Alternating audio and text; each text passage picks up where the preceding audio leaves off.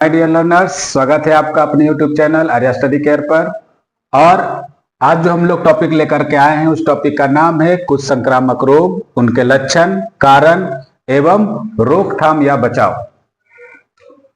जो कि हमारा ये चैप्टर चल रहा है क्लास 9 का why do we fall in. उसी के अंतर्गत हम लोग ये देखेंगे और इसमें हम लोगों ने वैसे डिजीज को शामिल किया है जो कि आमतौर पर अपने आसपास के इन्वायरमेंट में देखते हैं।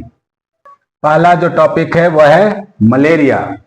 मलेरिया क्या है? एक खास तरह का बीमारी है। किससे होता है? तो यह होता है प्लाज्मोडियम से। प्लाज्मोडियम क्या है? एक प्रकार का प्रोटोजोआ। प्लाज्मोडियम क्या है? एक प्रकार का प्रोटोजोआ। तो हमेशा याद रखेंगे कि मलेरिया बीमारी किससे होती है? तो प्रोटोजोआ से होती है। प्रोटोजोआ में पूछेगा तो हम लोग बताएंगे किससे होता है? प्लाज्मोडियम से होता है। लेकिन हम लोग याद रखते हैं कि मलेरिया होता कैसे है? तो मच्छर से होता है। जबकि ध्यान रखना है कि मच्छर क्या है? मच्छर एक वाहक का काम करता है, कैरियर का काम करता है। क्लियर है साथियों? अब हम लोग कैसे कहते हैं कि मच्छर से होता है? तो मच्छर के काटने से होता है। ऐसा इसीलिए कहते हैं क्योंकि ये जो प्लाज्मोडियम रोगाणु है वो मादा एनोफिलीज मच्छर के अंदर चला जाता है। मादा एनोफिलीज मच्छर के अंदर जाकर के उनके आमाशय में वृद्धि करता है और जब यह मादा एनोफिलीज मच्छर किसी व्यक्ति को काटते हैं तब उसके अंदर से यह जो प्रोटोजोआ है या प्लाज्मोडियम है उस व्यक्ति के शरीर के अंदर चला जाता है। उस व्यक्ति के शरीर के अंदर जाकर के उस व्यक्ति के यकृत एवं आरबीसी को हमला करता है या कहे उसको नुकसान करता है। यकृत का मतलब बहुत सारे साथी नहीं जानते हैं। यकृत का मतलब लीवर। यकृत का मतलब liver, RBC red blood cells या रेड ब्लड कॉर्पसेल्स, लाल रुधिर कणिकाएं जिसको आप कहते हैं, उन पर जाकर के ये अपना असर करते हैं और कभी कभी इतना असर करते हैं कि रेड ब्लड सेल जो होते हैं आपस में फट जाते हैं और फटने के बाद उनसे एक खास प्रकार का विषैला पदार्थ निकलता है। उस विषैले पदार्थ का नाम रखा गया हीमोजाइन। विषैले पदार्थ का नाम क्या है? हीमोजाइन। और इसी विषैले पदार्थ या कहे टॉक्सिक मटेरियल कंपाउंड केमिकल जो हीमोजाइन कहलाता है, उसी के कारण तेज बुखार आते हैं। अब कहता है कि यह आने पर क्या होगा, यानी कि जब प्लाज्मोडियम या प्रोटोजोआ हमारे शरीर में या किसी जीव के शरीर में यह चला जाता है तो वह करता क्या है? उसके शरीर में कपकपी आता है, बुखार आता है, सिरदर्द होते हैं, उनके पेशियों में यानी मसल्स में खिंचाव आता है, ऐंठन आता है, दर्द होता है। ये सब क्या है? कॉमन लक्षण है। ये सब उस व्यक्ति में पाए जाने वाले क्या है? कॉमन लक्षण है जिससे हम लोग उसका पहचान कर सकते हैं। नेक्स्ट बात करेंगे कि उनमें रक्त की कमी हो जाती है, साथ ही साथ उनका जो प्लीहा होता है वो बढ़ सकता है। प्लीहा क्या होता है? तो आप जानते हैं कि प्लीहा क्या करता है? हमारे ब्लड फिल्ट्रेशन में मदद करने वाला एक और वाइटल ऑर्गन है। अब ये पाया कहाँ जाता है? तो ये भी आपको पता है कि हार्ट के नीचे हमारे जो लेफ्ट चेस्ट कैविटी है उसके नीचे वाले हिस्से में यह प्लीहा पाया जाता है। तो इसका आकार बढ़ जाने से क्या होगा? हमें दर्द महसूस होगी, फूल जाएगा, सूजन आ जाएगा, क्योंकि इसे ज्यादा काम करना पड़ेगा। नेक्स्ट कहते हैं कि अगर ये तरह की बीमारी हो गई तो इसके लिए रोकथाम क्या है? तो रोकथाम में सबसे ज्यादा जो इस्तेमाल किया जाता है वो है क्यूनेन। क्या है? क्यूनिन या क्यूनेन के नाम से इसे जाना जाता है, जो औषधि है, दवा है। बनाया कहां से जाता है? तो इसका भी नाम याद रखेंगे, सिनकोना पेड़ की छाल से। सिनकोना पेड़ की छाल से। साथ ही साथ एक और नए रिसर्च में शामिल आया है कि एक एंटेमिसिया पौधा है, एंटेमिसिया पौधे से अर्टीथर नामक रसायन निकाल करके इस मलेरिया का इलाज किया जा सकता है। क्लियर है साथियों? अब कहते हैं इसके बचाव में हम लोग कर क्या सकते हैं? तो चूंकि जानते हैं कि यह मच्छरों के काटने से होता है, मच्छर इसका वाहक है, कैरियर है, तो हम लोग मच्छरों एवं उसके संक्रमण जो होंगे उससे बचने की कोशिश करेंगे। यानी मच्छरों से बचने का उपाय जो आप कर सकते हैं वो करेंगे। तो हम लोग मच्छरों से बचने का क्या उपाय कर सकते हैं? सबसे साधारण उपाय जो आप जानते हैं कि अपने आसपास की साफ सफाई रखेंगे, मच्छरदानी का इस्तेमाल करेंगे। आजकल बहुत सारे ऐसे दवा या क्रीम आ गए हैं, मॉस्किटो रिपेलेंट क्रीम, वो इस्तेमाल कर सकते हैं। आसपास की गंदगी को साफ रखेंगे ताकि वहां मच्छर ना फैले। आसपास किसी तरह का गंदे पानी इकट्ठा नहीं होने देंगे। अगर हो गया है तो वहां पर डीडीटी वगैरह का छिड़काव करेंगे, किरोसिन तेल का छिड़काव करेंगे। और एक खास तरह का मछली है जिसका नाम है गैम्बूसिया। क्या है? गैम्बूसिया। वह उस खराब पानी में अगर यह गैम्बूसिया मछली रहता है तो मच्छर के अंडे को, लार्वा को वो खा करके क्या कर देता है? खत्म कर देता है। तो कई प्रकार के ऐसे साधन हैं जिससे आप आसपास के साफ सफाई रख करके, मच्छरों से बच करके अपने आप को मलेरिया से अपने आप को बचा सकते हैं।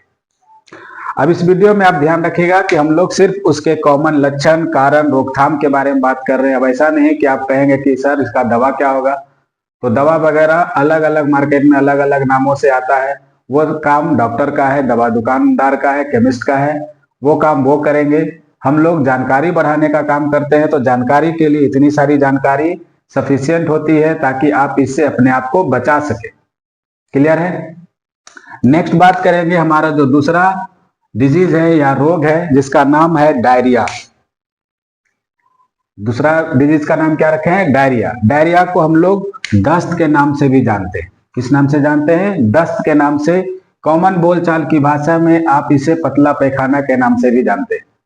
और यह खास करके बच्चों को होता है। क्यों होता है? क्योंकि उस पर यह असर तेजी से करता है, जल्दी कर लेता है। अब इसमें ध्यान देने वाली बात है कि डायरिया जो होगा वो ज्यादातर गर्मी और बरसात के सीजन में होते हैं। गर्मी और बरसात के सीजन में। अब डायरिया को फैलाने वाले कारक कौन से हैं? तो डायरिया को जीवाणु भी फैलाते हैं, विषाणु भी फैलाते हैं, प्रोटोजोआ भी फैलाते हैं। यानी ये तीनों प्रकार के जो रोगाणु हैं, जम से वो डायरिया फैलाने का काम करते हैं। तो अलग अलग केस में अलग अलग प्रकार के जीवाणु या कहे विषाणु या कहे प्रोटोजोआ अपने अलग अलग प्रजातियों के मदद से यह डायरिया फैलाते हैं। इसमें होता क्या है? ये जो रोगाणु है वह अमाशय एवं आंत पर जाकर के हमला करता है। आंत का मतलब इंटेस्टाइन। तो यह क्या करेगा? हमारे अमाशय एवं आंत को इन्फेक्ट करेगा, संक्रमित करेगा। आता कहां से है? तो यह जो होंगे वह विषाक्त भोजन एवं जल से। यानी जो कुछ भी हम लोग खाते पीते हैं वह खुले में रखा रहता है या जैसे तैसे बाहर के चीजों को हम लोग इस्तेमाल करते हैं तो उन्हीं चीजों से यह जीवाणु, विषाणु, प्रोटोजोआ या कहे रोगाणु हमारे शरीर के अंदर चले जाते हैं। इसीलिए लिखे हैं विषाक्त भोजन एवं जल। विषाक्त का मतलब होता है वैसा भोजन और जल जिसमें इस तरह के रोगाणु क्या हो गए? संक्रमित कर दिए या वहां पर अपना प्रभाव डाल चुके। और जब यह भोजन, जल या भोज्य पदार्थ जो हम लोग खाएंगे उसकी मदद से हमारे शरीर के अंदर चला जाएगा। अब ध्यान रखने वाली बात है कि इसके लक्षण क्या क्या आएंगे। तो बराबर दस्त होगा, यानी पतला पैखाना होगा, पेट में दर्द हो सकते हैं, मरोड़ा हो सकता है, उल्टी हो सकती है, हमारा मुख और होठ सूखा सूखा लग सकता है। क्यों सूखा सूखा लगेगा? इसके पीछे भी लक्षण है। क्योंकि जब लगातार दस्त होंगे तो दस्त के साथ साथ हमारे शरीर से पानी भी निकलेगा, पानी के साथ साथ लवण भी निकलेंगे, खनिज पदार्थ भी निकलेंगे और इससे हमारे शरीर कमजोर महसूस होने लगते हैं। इसलिए हमारा जो स्किन है वो भी सूखा सूखा लगने लगता है। कभी कभी जब इंटेंस मात्रा में दस्त होता है तो उसके साथ रक्त भी निकलता है। क्यों रक्त निकलता है? क्योंकि यह अमाशय एवं आंत को संक्रमित करता है और ज्यादा संक्रमण से हमारा अमाशय या आंत का जो दीवार है वह फूल जाता है, जिसको कहते हैं अल्सर हो जाते हैं। और जब वो फटता है, घिसता है तो उसका जो रक्त होता है वो दस्त के साथ बाहर निकल आते हैं। क्लियर साथियों? नेक्स्ट बात करेंगे कि इससे बचने के लिए हम लोग क्या कर सकते हैं। तो जाहिर सी बात है, चूंकि संक्रमण से होता है तो हम लोग ध्यान रखेंगे किसका? व्यक्तिगत स्वच्छता का। जो हम लोग अपने आप की साफ सफाई रखेंगे, हम जो चीजें इस्तेमाल करते हैं उसकी साफ सफाई रखेंगे, साफ और स्वच्छ भोजन और जल का इस्तेमाल करेंगे। इसीलिए लिखे शुद्ध एवं संक्रमित रहित भोजन एवं जल। अगर इन चीजों का इस्तेमाल करते हैं तो हम लोग डायरिया से बच सकते हैं। नेक्स्ट हम लोग बात करते हैं कि इसके लिए एक और खास तौर से सॉल्यूशन इस्तेमाल करते हैं, पाउडर इस्तेमाल करते हैं जिसका नाम रखते हैं ORS।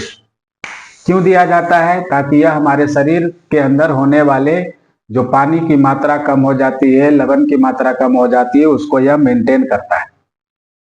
ORS, oral rehydration solution, oral rehydration solution. इसी में कुछ का हम लोगों ने नाम लिखा है कि जैसे बैक्टीरिया वगैरह का है तो इसमें बैक्टीरिया का नाम लिख दिए हैं। ज्यादा ध्यान रखा इस समय रखना पड़ेगा आपको कि अगर जो जीवाणु, विषाणु, प्रोटोजोआ है, यहीं से हमारा काम चल जाता है कि डायरिया किससे होते हैं। फिर भी अगर और ज्यादा देखें तो इसके बहुत सारा प्रजाति होता है। इसमें कुछ प्रजाति का नाम दिया हुआ था तो हम लोगों ने यहाँ पर नोट डाउन कर दिया कि एक प्रजाति Escherichia coli, Salmonella enteritidis, Entamoeba histolytica. इस तरह के कुछ प्रोटोजोआ के प्रजाति है, कुछ जीवाणु के प्रजाति है, जो अलग अलग प्रजाति अपना अलग अलग ढंग का प्रभाव डालते हैं। नेक्स्ट हम लोग बात करते हैं टाइफाइड का। किसका बात करेंगे? टाइफाइड का, जो हाल के दिनों में आप बराबर सुने होंगे, क्योंकि हाल का दिन कैसे खत्म हुआ? बरसात के साथ। क्लियर है साथियों? तो यह जो टाइफाइड है वो जनरली आपको किससे होगा? संक्रमित पेयजल एवं भोज्य पदार्थ से। संक्रमित पेयजल एवं भोज्य पदार्थ से, यानी खाने वाले भोजन से, या जिस तरीके का भोजन हम लोग इस्तेमाल करते हैं। होता किससे है? तो ये भी फैलता है किससे? जीवाणु से, बैक्टीरिया से, यानी बैक्टीरियल डिजीज है। इसके बगल में भी हम लोगों ने लिख दिया है कि किस प्रकार का जीवाणु है। तो जीवाणु का एक प्रजाति है जिसका नाम है सल्मोनेला टाइफी। सल्मोनेला टाइफी, यहाँ था सल्मोनेला एंटेराइटिडिस, यह है सल्मोनेला टाइफी, यानी जीवाणु है लेकिन इसकी प्रजाति अलग अलग है। अलग अलग प्रजाति अलग अलग तरह का क्रियाकलाप करता है। नेक्स्ट हम लोग बात करेंगे, यह संक्रमित पेयजल एवं भोज्य पदार्थ से तो होता है, करता क्या है? वह आंत की दीवारों को अपना टारगेट बनाता है, यानी वो शरीर के अंदर जाकर हमारे इंटेस्टाइनल वॉल जो होते हैं, आंत की जो दीवार होते हैं, उसको वह नुकसान करता है। आता कहां से है? तो यह प्रायः इसका जो वाहक होता है वह मक्खी होता है, हाउस फ्लाई। यह मक्खी क्या करता है? जहां तहां मलमूत्र पर बैठकर अगर उस मलमूत्र में यह जीवाणु पाया जा रहा है तो उस मक्खी के साथ वह चिपक जाता है। और वह मक्खी क्या करता है? जब भोजन पर बैठेगा तो उस पर भी अपना यह जीवाणु चला जाता है। फिर उस भोजन का इस्तेमाल करेंगे तो वह भोजन के साथ हमारे शरीर के अंदर चला जाएगा, वो आंत में जाकर के गड़बड़ी करेगा। अब इसका जो मेन चीज है कि कई बार ऐसा देखा जाता है कि यह जो जीवाणु है वह शरीर के अंदर नष्ट न हो करके वह उस रोगी के मल के साथ बाहर आ जाता है। फिर वह मल जहां जहां जाएगा, अपने मल के साथ वह जीवाणु भी इधर उधर क्या होगा? फैलता रहेगा, और जहां जहां जाएगा उसको वो क्या करेगा? संक्रमित करता रहेगा। क्लियर है साथियों? अब कहते हैं कि इसका जो लक्षण है वह लगभग 10 से 12 दिनों के बाद दिखाई पड़ते हैं, यानी तुरंत संक्रमित हुए और तुरंत दिखाई पड़ जाए इतना आसान नहीं है। वो धीरे धीरे जाकर के उसका संक्रमण अंदर बढ़ता है, फैलता है। इसी के बाद यानी 10-12 दिन के बाद दिखाई पड़ेगा। इसमें ये जो बीमारी है वो खास तौर पर किसको असर करता है? बच्चों को असर करता है। बच्चे अधिकतर बीमारी के लिए सॉफ्ट टारगेट होते हैं, क्योंकि उनका जो इम्यून सिस्टम होता है ज्यादा डेवलप नहीं होता है और वो अपने आप की स्वच्छता का ज्यादा ख्याल नहीं रख पाते। अपने आप की स्वच्छता में यह भी शामिल होता है कि उनके नाखून भी बराबर साफ होने चाहिए, क्योंकि कई सारे ऐसे बीमारियां हैं जो हमारे भोजन घर में साफ सफाई से रखे जाते हैं, लेकिन उनके नाखून इतने गंदे होते हैं तो उनके नाखून के गंदगी के द्वारा भी भोजन विषाक्त हो सकते हैं। अब इसके जो लक्षण है उसमें शामिल क्या है? तेज बुखार शामिल है, सिरदर्द शामिल है, कमजोरी शामिल है, पल्स रेट का धीमा हो जाना है, सूखी जीभ हो सकता है। सूखा जीभ होगा तो उसके सतह पर सफेद परत जैसे चीज शामिल हो सकते हैं। इसके लिए भी क्या करेंगे? हम अपना खुद का व्यक्तिगत साफ सफाई रखेंगे, हमारे आसपास का, जिसको हम लोग सामुदायिक सफाई कहते हैं, उस सफाई का ध्यान रखेंगे। जो भोजन एवं जल का इस्तेमाल करते हैं वह शुद्ध और स्वच्छ होना चाहिए। साथ ही साथ चूंकि इसका वाहक मक्खी है तो हमारे आसपास के मक्खियों को पनपने का जो जगह है उसे रोकना चाहिए, ताकि मक्खियों के माध्यम से यह जीवाणु हमारे भोजन और जल को संक्रमित न कर पाए। क्लियर है? साथ ही साथ यह जो टाइफाइड नामक रोग है उसके जो रोगी होंगे उसके द्वारा इस्तेमाल किए जाने वाली जो सामान होंगे, आर्टिकल्स होंगे, उसको भी क्या करेंगे? अलग रखेंगे, ताकि उसका संक्रमण किसी और व्यक्ति में या घरेलू पर्सन में ना फैले। ये सब क्या है? कुछ उसके बचाव है। साथ ही साथ रोगी को ठीक होने में 10 से 15 दिन का समय लग जाता है, 12 दिन का समय लग जाता है, तो उसे अच्छा आराम भी मिलना चाहिए। साथ ही साथ इसके लिए हमें ध्यान रखना है कि एक खासतौर से वैक्सीन चलता है जिसका नाम है TAB। TAB क्या है? Typhoid antibacterial typhi antibacterial vaccine है जिसका इस्तेमाल प्रत्येक 3 वर्ष पर किया जा सकता है। लेकिन दवा और इंजेक्शन या वैक्सीन ये सब डॉक्टर की सलाह से चेकअप करा करके ही लेना चाहिए। इसीलिए इस तरह के वीडियो में हम लोगों ने रोगों के बारे में, रोगों के कारक के बारे में, लक्षण के बारे में, घरेलू उपचार या बचाव के बारे में जानकारियों का बात किया है। क्लियर है साथियों? आई होप कि आपको यह जानकारी अच्छी लगी हो। फिर मिलेंगे हम लोग नेक्स्ट वीडियो में कुछ और नए नए डिजीज के जानकारी को लेकर के। तब तक के लिए पढ़ते रहिए, मस्त रहिए। धन्यवाद।